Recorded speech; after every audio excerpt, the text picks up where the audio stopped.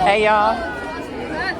What in the world? I know. So this is a Gibbon. He's actually part of the ape family. And what separates apes from monkeys is that they don't have tails. So just like us, we don't have a tail. These guys don't either. They have really long arms that allow them to swing from the trees.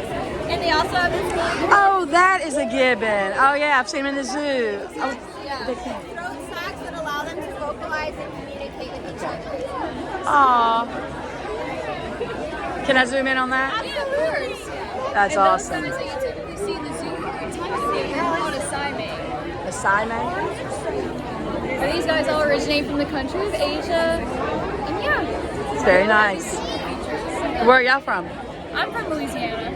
I'm from Colorado. Oh, okay. Welcome. Thank you. This is great, y'all. Thank you very much. Look at her.